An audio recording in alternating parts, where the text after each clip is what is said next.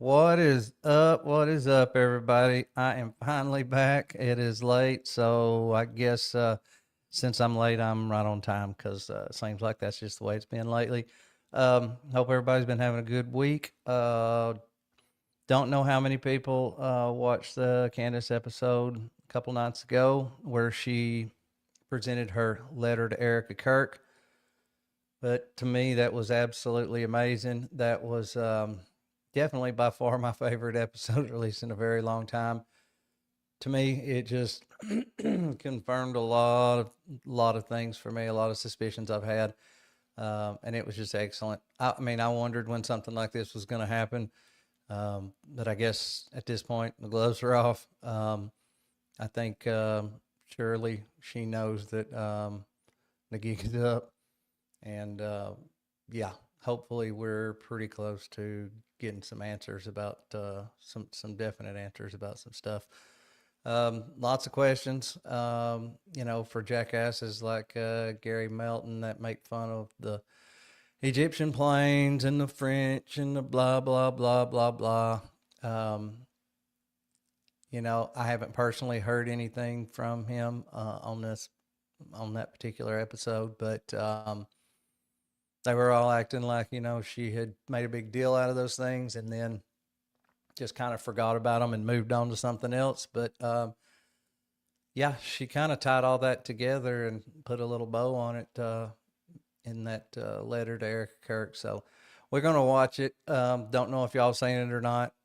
It was really good, like excellent. So I want to watch it again, and maybe some people that haven't got to see it will get to see it, and we will pause it here and there, and we'll talk about it. Um, I think it definitely deserves going through again, and we'll just take our time and, like I said, we'll talk about it, put some thought into it. So, all right, here we go. Hopefully, I've got this in the right place. We shall soon see.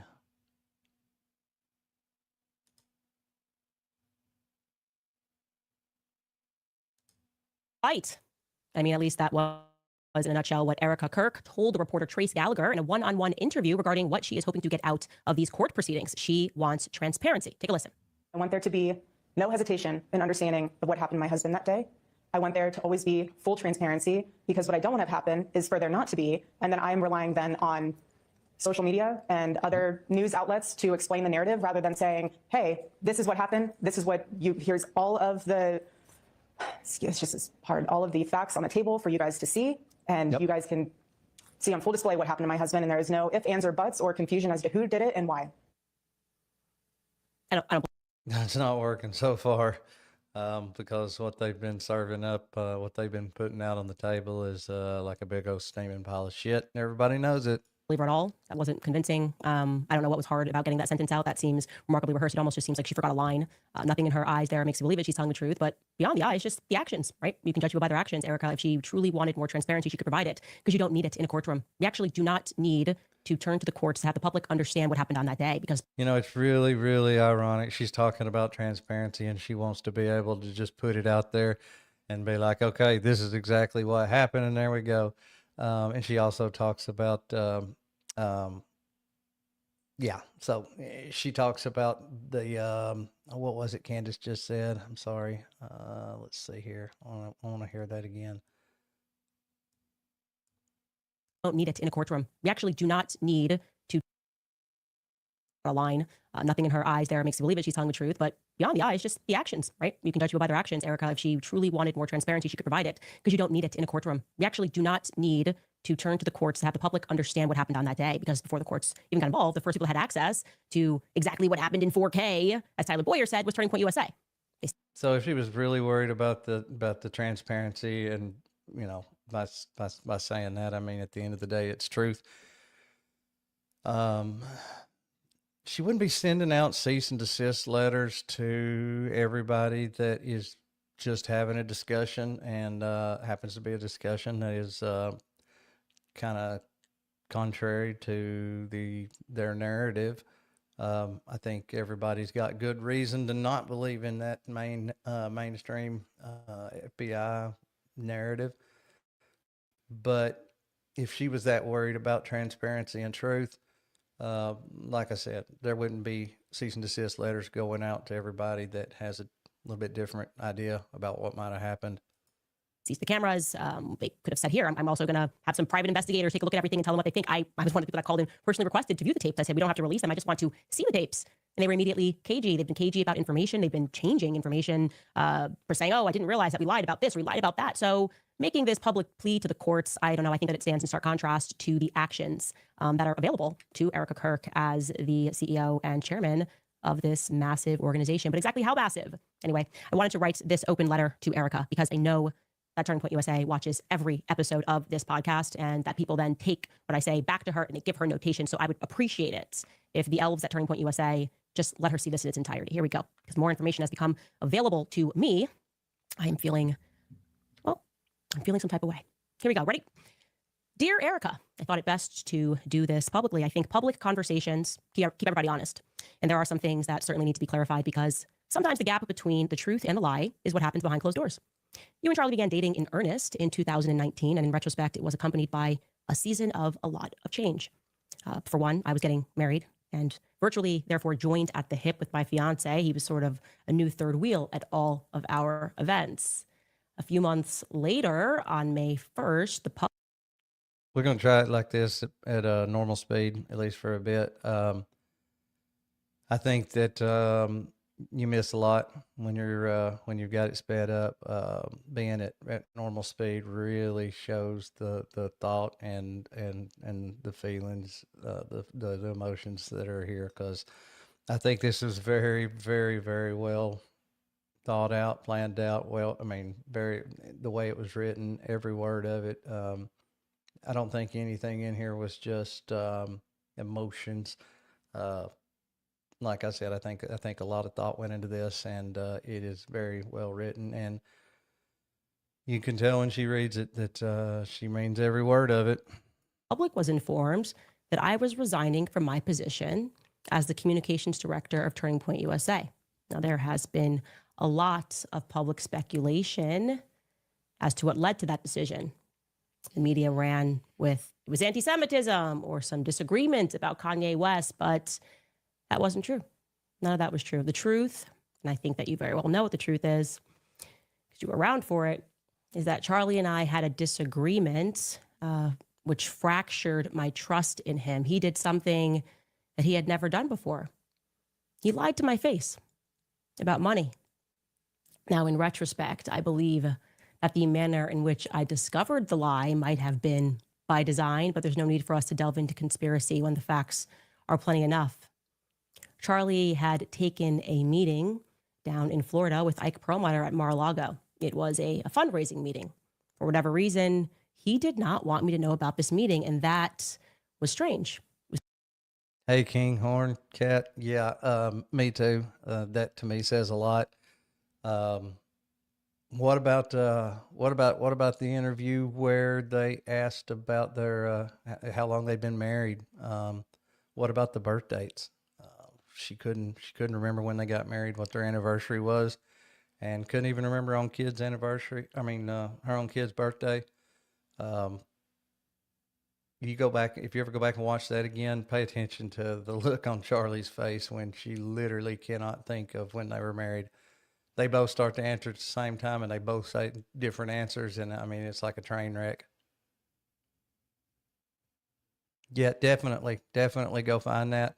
And if nothing else, I might can try to find it and play it. If I don't play it on this one, I can play it on maybe the next show. But yeah, it's really, really something. Yep. Don't know when they got married and can't remember her kid's birthday. It's meant to be kept a secret. Strange because we had always collaborated on and taken those Reminds you kind of like Jason Bourne or something like that, right? sorts of meetings together. Anyway, I found out about it, and I decided to ask him casually as we were riding up an elevator at the Trump Hotel. Yeah, I'm going to get into all that stuff. I know everybody's been hard and heavy on the Einstein files, but yeah, that is weird about the Chrissy Teigen thing. That's something else. And there's a lot of people that are into that. in DC. I said to him, have you heard from Ike recently? And he looked me right in the face, just as he was getting off on his floor. And he said, no, I haven't. I haven't heard from him in like 2 weeks. And I then said back to him, really, Charlie, because you had lunch with him yesterday at Mar-a-Lago. And I saw his stomach. Even Charlie Kirk, way the hell back then, he learned right then. You know, the whole fuck around, find out. Well, he fucked around, found out. All these people, obviously Erika Kirk is one of the biggest, but you have all these people, Gary Melton, you've got Jay Witt, you got Brandon Tatum, you've got all these people that just keep on and on and on bashing her, calling her a liar, and saying that she just talks out her ass. She doesn't know what she's talking about. She's grifting, and that she just throws all this stuff out with no evidence, no basis in any of it. And right there was a fine example of the way she operates. She asked him a question she already knew the answer to, and then she let him answer it. And when he did, then she let him know that she knew otherwise. And it's just been that way from the get-go. And I don't think she's exaggerating when she says that she is setting these people up. She lets them dig themselves a hole, and then she shows what she's got. All of these big things that she has, hinted around to having evidence for, you can bet your ass she does have it. She hasn't put it out there yet. She's letting them go out and dig their holes deeper and go out and just trash her, and talk all kinds of shit. But one of these days, I think we'll all see it. I know we will. I'm confident. I think she answers most of the very few questions that are left out of this letter here. I think she has the answers to those also. Drop. His entire face looked, as if he was going down a roller coaster. He stuck his arm back in the elevator really quickly and tried to explain it away. He then pivoted toward an apology, but obviously the damage was done. And if I'm being honest, I was as hurt as I was shocked and confused by it, because we were close.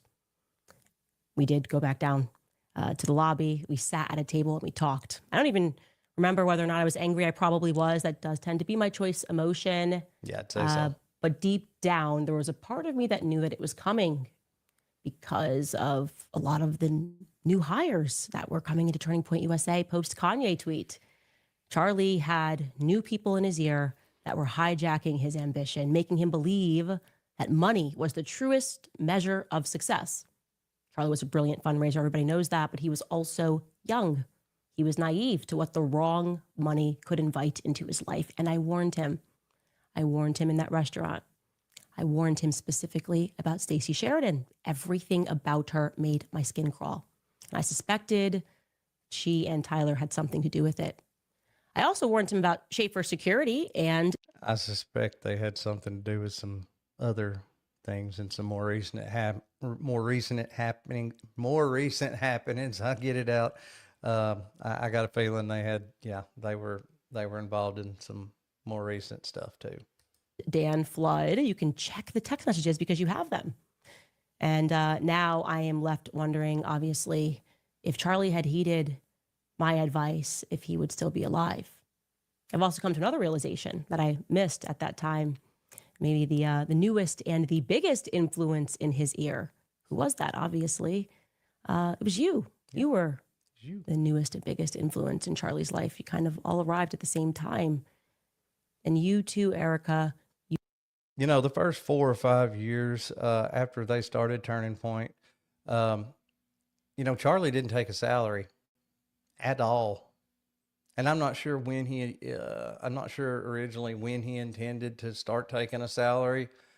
I'm not sure if he had a particular number in mind. I mean, who knows? But it is worth noting that when he started taking a salary was when she came around. Now, obviously, you're starting a family. You might have to start getting some income, but I think that is kind of interesting. He never took any money until Erika started coming around, and then he started taking a salary, and a fairly hefty salary at that. But You lied to my face as we sat down in that hotel and we spoke for 4 hours. But I want to be clear, it was different. You see, with Charlie, I could forgive him. We were always like brother and sister. We went on tours thereafter. think about all the people that come out after that little sit down they had. Oh, she's sold out. Oh, she's betrayed everybody. Oh, look, she's not saying this. She's not saying that. Like, it's over now. It's over now. Turning Point got a hold of her. Erika got in her head. Blah, blah, blah, blah. No, she doing what Candace does best. She came back after they talked. She had her game face on. She made it sound like everything was smooth sailing. And I think she went to work right away, mental notes of what she knew that she had been lied to about, and she started putting some stuff together. And nobody can dig like Candace. I'm sorry, there's just nobody, no other individual out there can dig like Candace Owens. But you didn't do it when you lied. You didn't do it out of naivety. You didn't do it because you were young and being pulled into the wrong direction by bad faith actors. Andrew Colvett was never going rogue. You knew that. Every single evil thing that was done to me was done with your blessing. And I consider the onslaught of attacks that I had to endure, they were evil. Because you knew I was telling the truth, and you authorized people with an incredible amount of money to attack one of the few people in politics who was actually grieving your husband. You knew we had a deep friendship. You knew I was telling the truth about the Catholic thing, about everything. You allowed these people to lie and to say that Charlie and I hadn't spoken since 2019. I mean, it's crazy how much of a lie that was. You authorized it, and I now know that. The question... Did she not think that, especially as close as Charlie and Candace were, did she not think that at some point Candace would come out and prove that's a verifiable, lie? Why would I don't understand some of these lies. I don't understand. Why would you lie about something like that? For one, I mean, what do you really gain? I mean, yeah, I get it. You try to minimize her and the relationship a little bit, whatever. But what did she really gain from telling people that they were no longer friends or no longer in touch? And she had to have known that at some point Candace was gonna make her a liar. And I just don't understand it. Is why. It was so cruel. It was so mean, right? Why impart that on someone who you know within a sea of snakes actually cared about Charlie and didn't want anything out of the organization? Maybe it's because I was like a loose end, one person that wasn't controlled by an organization. I'd just kind of proven that I'd rather lose everything to say something that I don't believe, least of all for money. I mean, maybe it's also because you have his phone. And when I revealed to the public that he had predicted his own death in remarkable detail, maybe you went back and you read the rest of those messages, the ones that I haven't yet revealed to the public, because in retrospect, The rest of those that she has not revealed to the public. And I think we can all pretty well bet on those being revealed to the public at some point. those messages they're pretty terrifying because they're precise and it feels prophetic. Charlie was gifted. You know that. I know that. And the government most certainly knew that as well since he was a kid, which is why it was at least very interesting to me that you told the New York Times, something that most people didn't pay attention to, but you told the New York Times the night before his murder, Charlie's, and I'm going to quote this, you said that Charlie's adrenal glands were just going off. He couldn't sleep. I know enough about Charlie to know what that means. That means that Charlie was being bothered. He was probably having visions like he was in 2018, probably a clearer vision than the one that I had that you guys tried to mock, that danger was coming. And I'm going to go ahead and say that it wasn't about a Jezebel article written by some leftist. Please stop saying that because it's not true. I know Charlie, a leftist article didn't upset Etsy. him in this way, didn't make him call a priest to pray over him. He thought someone was going to kill him. He did. He expressed that in writing, and you did not lose those text messages. You knew that. Charlie and I spoke a lot about his third eye. That's why that sentence caught my attention in the article. He spoke about the street lamps that would go off when he would run, about the special school that he had to go to. He spoke about. And I can just hear Erika Kirk that night, the night of September the 9th, when supposedly he slept in his little girl's room just so he could get a good night's sleep. I'm assuming in a toddler bed. I mean, I don't know why she would have a full-size bed that would accommodate somebody that was 6'5". That being said, I can just hear her now. He says, oh, I had this bad feeling. I think they're going to kill me. No, baby, don't worry about it. Trust in God. Everything will be okay. Blah, blah, blah. I can hear it now. A lot of the things that were strange in our childhood, the testing that both of us had to endure. We spoke about the fact that we could both astral project. You know all of this, of course. You have his phone. And how surprised we were when we learned that not everybody does that naturally. Sleep paralysis, you name it. We had conversations about it. And if Charlie's adrenal glands were going off, it was probably maybe for the very same reason that I pulled my kids out of school days before he was murdered, because I sensed danger was coming. And since we are being open, I also want you to know that it struck me as odd when you said in that interview with Jesse Waters that you wanted Charlie to have a good night's sleep. He was so excited. Yes, and talk about misreading the room. She thought people would believe her over Candace. People didn't even know her. And there's some retards out there that are just, clapping like seals at everything she says. But I don't think she had any idea. I guess maybe she should have at least pulled up her YouTube channel and look at her subscribers, before what is it? 5.4 million or something like that. That's literally just on YouTube. She's probably got 500,000 or more on Rumble. No telling what on Spotify. This woman is extremely popular, and a ton of people hear what she says, and a ton of people put a lot of faith in what she says.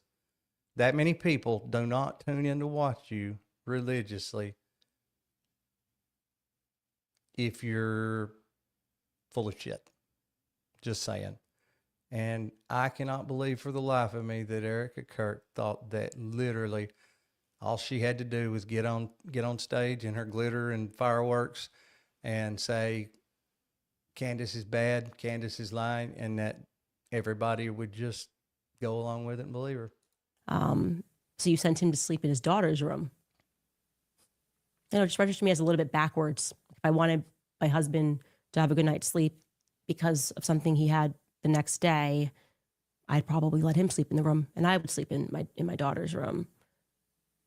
I flagged that. I also thought what was interesting is that you said the next morning when he snuck in, he grabbed his wedding band.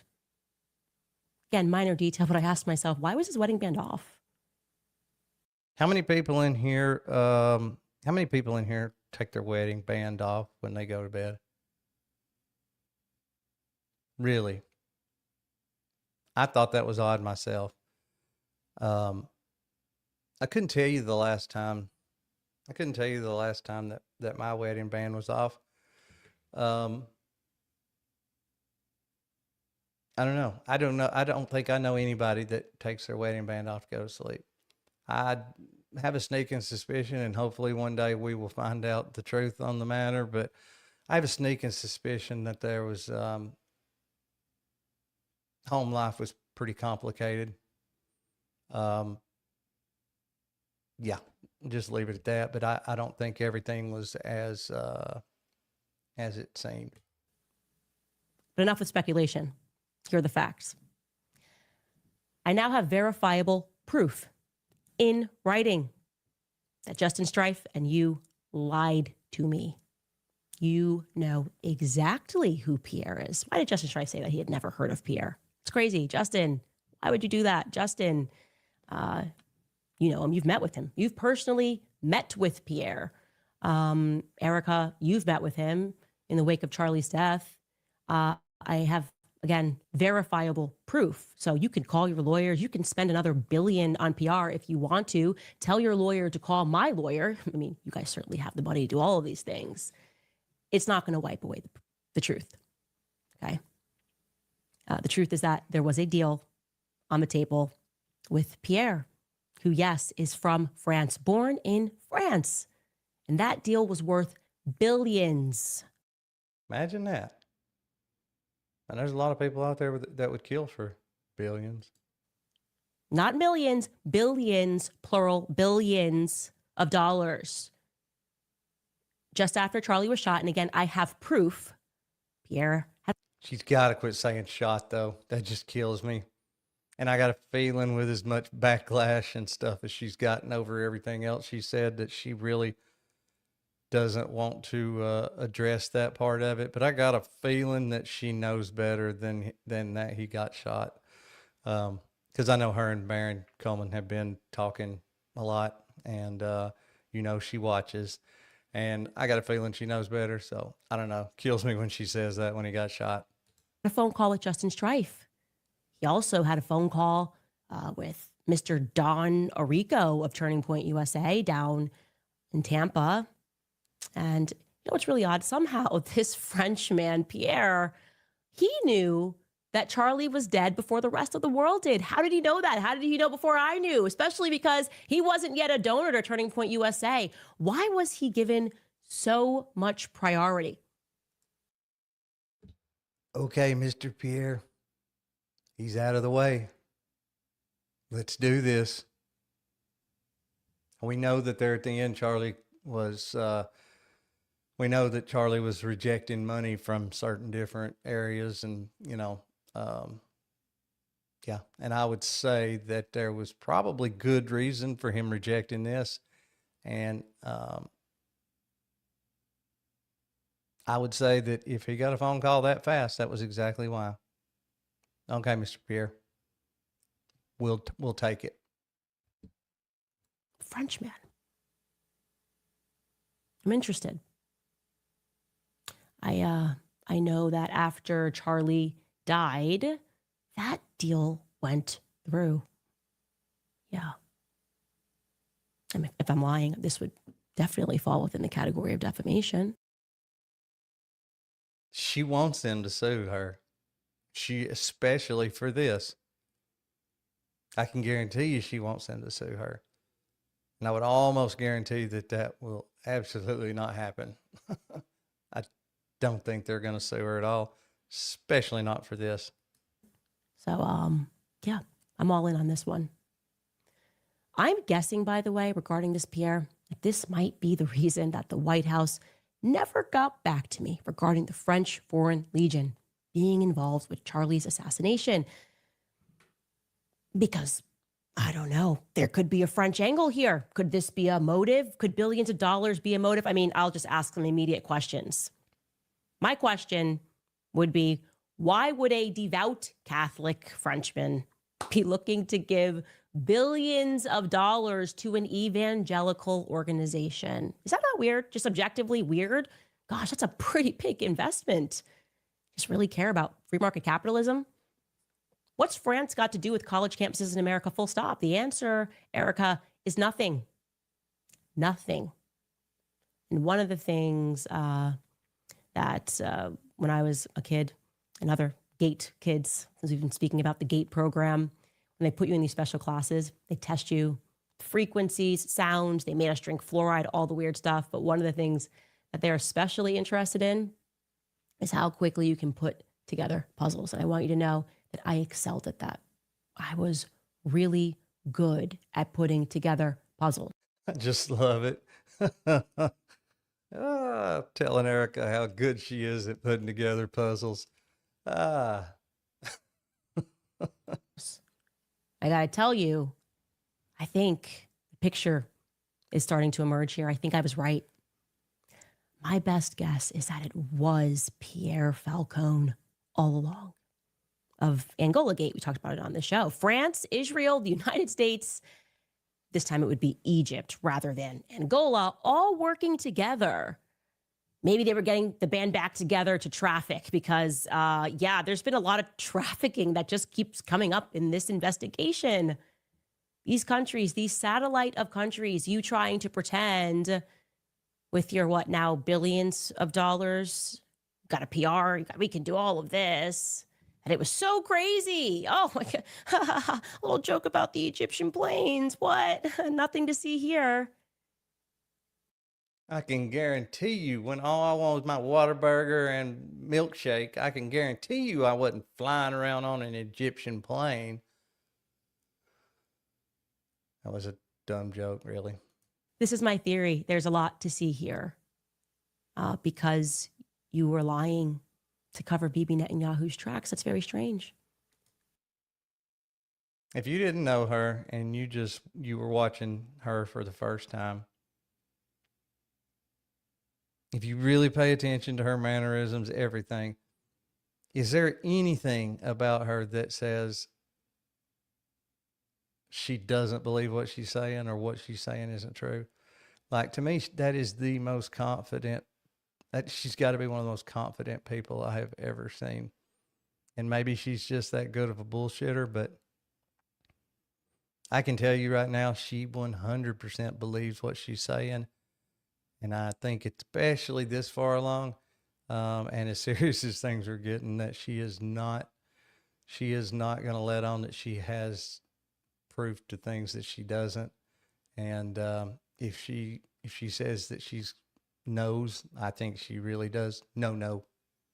You were there when Bibi Netanyahu called. Andrew told me that Bibi offered to take Turning Point USA to the next level and that Charlie turned him down in the Hamptons at the dinner that you were a part of, but you don't remember that part. You say he's just calling about a letter that Charlie wrote 5 months earlier. The dinner that you thereafter allowed an army of influencers to claim never actually happened, but you were there. Oh, I was there every step of the way. None of this ever happened. Nobody wanted to address Bibi calling. Nobody made any statements about that.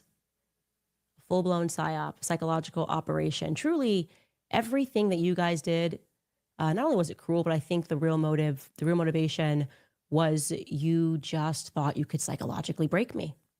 Because that's what this whole thing has been. It's been one big psyop. Very well funded because there's a lot of money on the line. If nothing happened in the Hamptons that was out of the usual, why the panic? Because something did happen. Charlie told Bibi Netanyahu no. Bibi, also, Charlie had declined to have Bibi on his podcast. When Bibi went on a little PR tour, Charlie didn't want to have him on the podcast, according to Andrew. So Charlie seems pretty done with Israel, right? And trust me, there were not too many influencers that denied Bibi Netanyahu to be on their podcast. Some of those guys were just sucking it up. God, all googly eyed and just the whole time that they were on with him.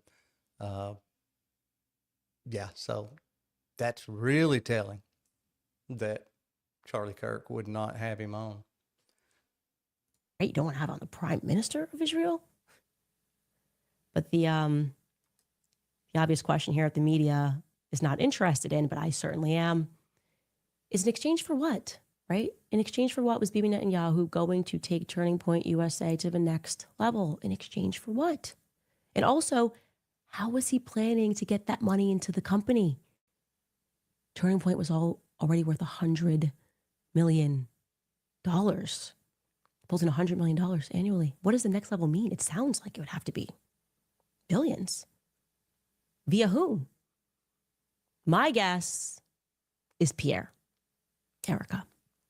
I think that there's a reason Pierre knew that Charlie was dead first. I think there's a reason he was a priority. How? Why? I think France and Israel are involved in Charlie Kirk's assassination. And I'm going to put that out there with full confidence. I also now have She puts it out there with full confidence. Think maybe she's seen something that we haven't seen yet. I mean, I don't need to see anything to be pretty confident that is true, that they do have something to do with it. At the end of the day, when these kind of things happen, you always have to ask who gains the most by Charlie being gone, or who loses the most by him not being gone. And there's really just only there's just only one. There's no toss-ups that I can think of. I mean, it just has to be them. Or at least they lose the most with Charlie changing courses,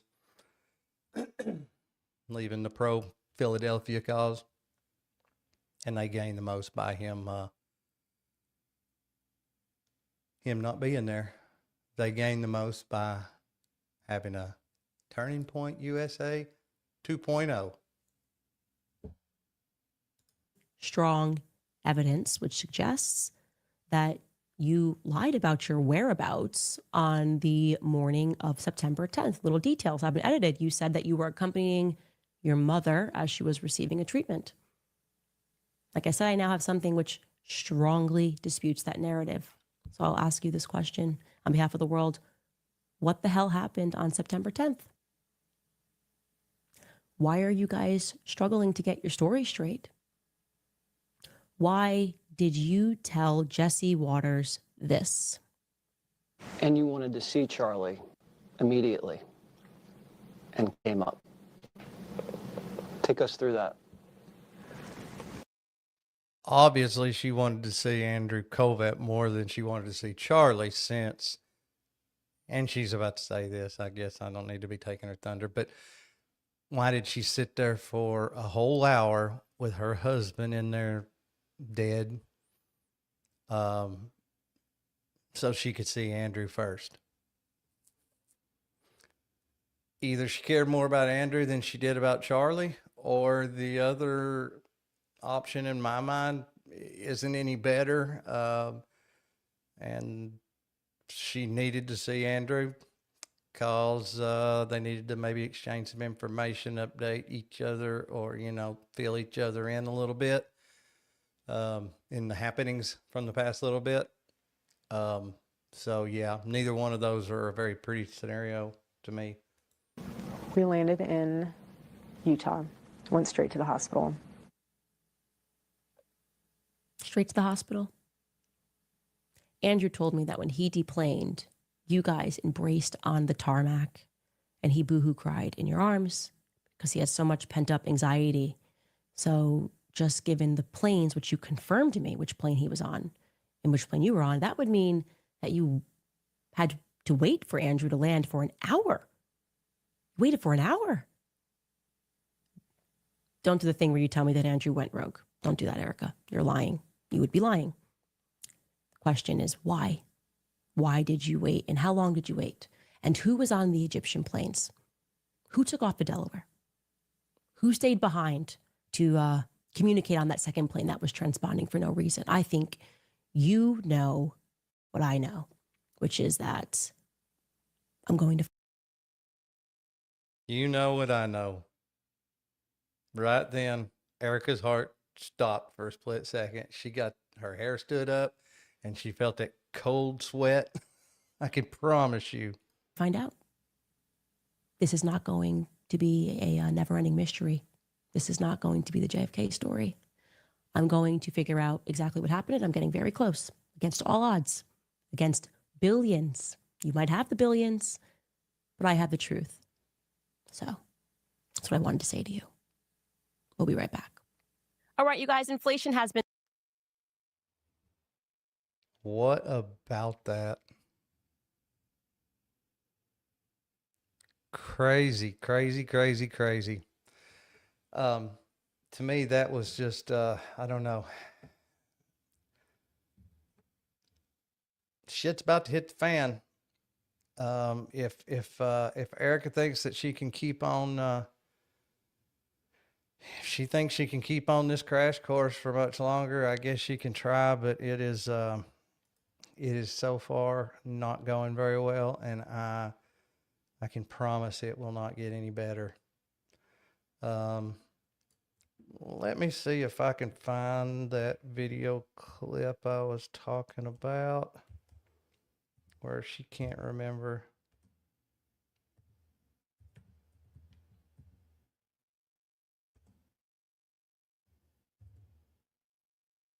Where she can't remember the birth date.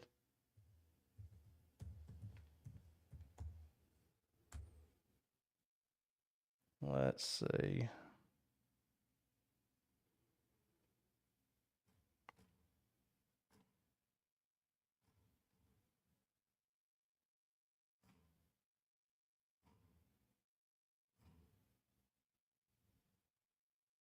No, not there. I'll have to try to find that clip, but I know that I can. I know that I can find the other one. Let's see.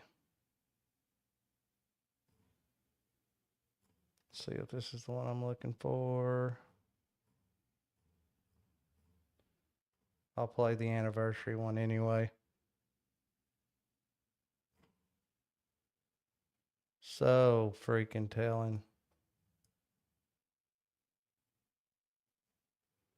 All right, I think I got it here. So give me just a second to bring this in here.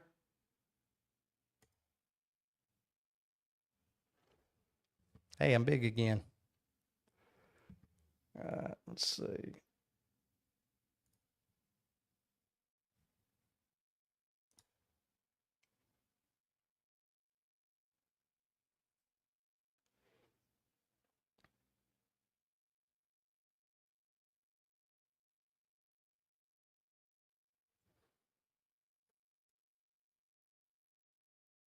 Yeah, this is it. There's a little editing in here for dramatization, but it's what I was looking for. It's a good clip. So give me just a second here. Let's see.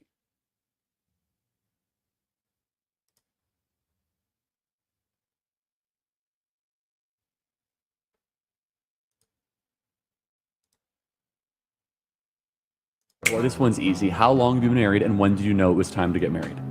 We've been married since 2021. We laugh about this because our dates are so messed up because of babies, meaning there's so many dates to remember. Anniversaries, like kids' birth May dates. 14th, Yeah, August all the 23rd. things. So we've been married for How did you know it was 4 time to get married? Oh my God. 4 years. I mean, how did we know? You just know. It's also don't waste your time. Right? Don't waste your time. And plus, we were ready to start our life together. And she blames her not being able to remember on having babies. I mean, come on. That's right.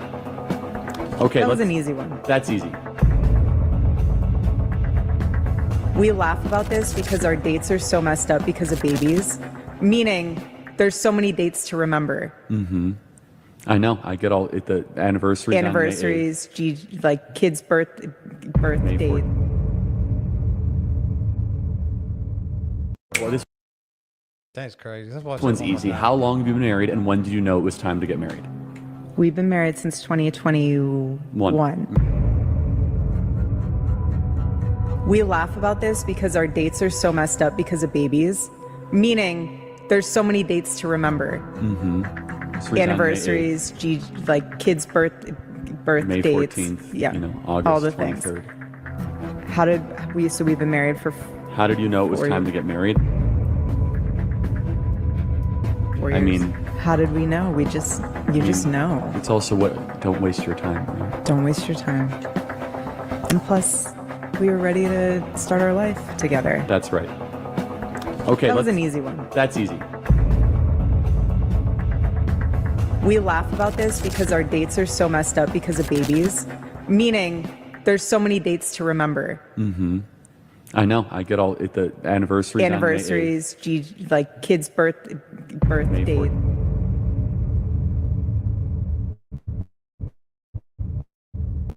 Well, this one's easy. How long?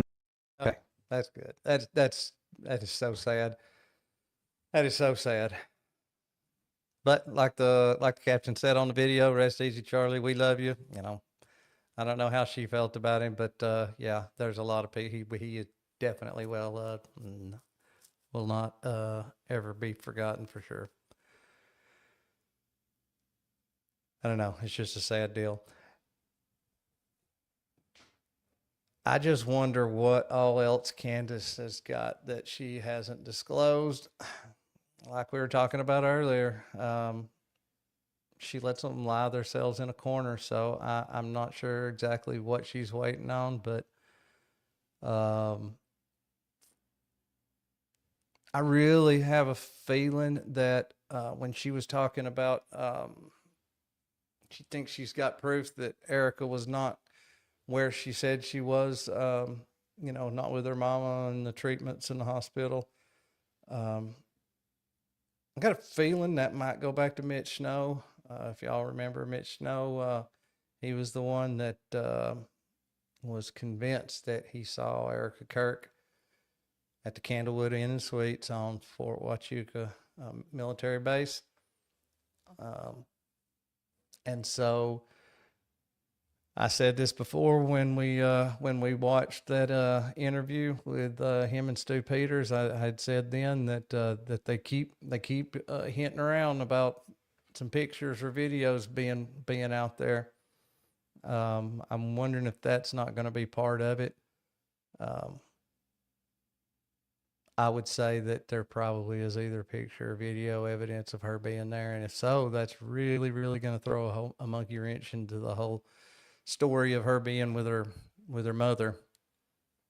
And you know, sad part about it is if right from the get-go, when she mentioned Fort Huachuca, when Candace mentioned Fort Huachuca, if Erika or Andrew, whatever, if they would have come out and just said, well, yeah, she was at Fort Huachuca. They've been doing business. Her mother's been doing business there for years. She's there all the time. I mean, nobody probably would have given it a second thought, but because everybody freaked out, and they started giving these half-assed, nonsensical alibis, and then sicking their attack dogs like Gary Melton and a whole slew of others.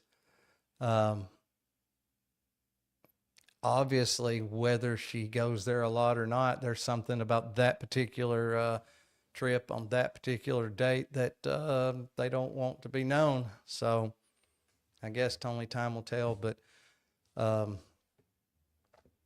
don't know. Hopefully this will wrap up. And I've said this before. I've probably said it several times, but you know, the American people have been through this several times. You know, we've had several major political assassinations. You know, we had John F. Kennedy, and then of course Robert F. Kennedy, and then we had Martin Luther King Jr. Almost got Reagan, almost got Trump, but we pretty much had to take what they fed us. And this time it's different, and I just think that somebody or somebody's did not really think that through, didn't realize just how much this was going to upset people, and how hard people were going to dig into this, and how a lot of people, nothing will really get them off the trail, not until there's some kind of answers. But this wasn't possible back then. You know, the one big thing that kind of threw a monkey wrench into the JFK, the JFK story, of course, there were other stories and testimonies and things floating around, but the first big piece of evidence that finally came out, and I can't remember how long it was after, but it was several years after, was the Zapruder film, where somebody had gotten an angle or a different angle, you know, and then that footage turned up. Now, there's a longer story to that, you know, about Zapruder and that particular video footage. But that being said, and it was the same with the others. With Reagan, I'm sorry, not with Reagan, but with RFK, you know, Sirhan was supposed to have been the killer, and he had a 6-shot revolver, but there were 8 shots. But in this day and age, I think UVU had, I forget,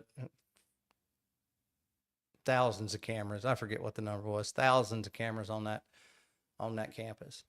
Besides the 3,000 plus people that were standing there, and everybody's got a camera in their hand. And then, of course, not to mention all the stuff that Turning Point had video and so it's a different day and age. And when somebody has an idea or somebody makes a break in the case or finds some amazing piece of evidence, you know, you don't have to jump on your horse and you know, ride it cross country. You know, it's a different day and age. It's instant. There's a lot of, any amount of information can instantly be anywhere in the world. And I don't know. I think somebody must have really, really miscalculated on how they thought this would go. You know, I was a big Trump supporter. Well, let's not go there. I'm disappointed. Let's say that. But maybe they thought that with Trump being in office that there'd be enough hardcore MAGA people out there that it would never be a big deal, that they would just think, oh, surely Trump's president, Kash Patel's you know, director of the FBI, so it is whatever they tell us. Maybe that's what they thought. I don't know. But if that's what they thought, they were really, really, really wrong. So I don't know. I think we're going to end it there. Appreciate y'all for coming out and watching. Hopefully, before too much longer, we can have this chat completely filled up. Still got a little ways to go before we can start doing super chats and all that good jazz. But honestly, I'm not too worried about all that. What I really, really, really need everybody to do is like the video. And if you're not subscribed, please subscribe to the channel. I think there's 6 of y'all watching now. If all 6 of y'all hit that subscribe button, that'd be awesome. And then like the videos and then share.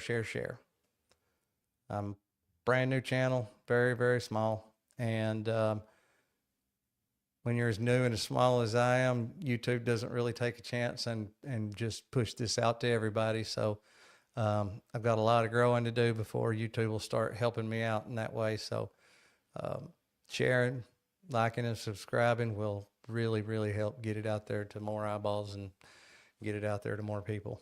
That's what it's all about. All right. Well, like I said, thank y'all for coming out. I really appreciate it. Love everybody. And I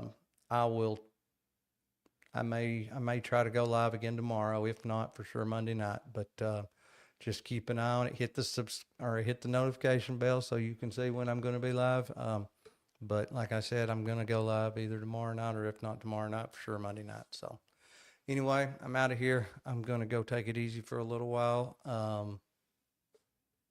Hope everybody has a good rest of their weekend, and I will see y'all next time.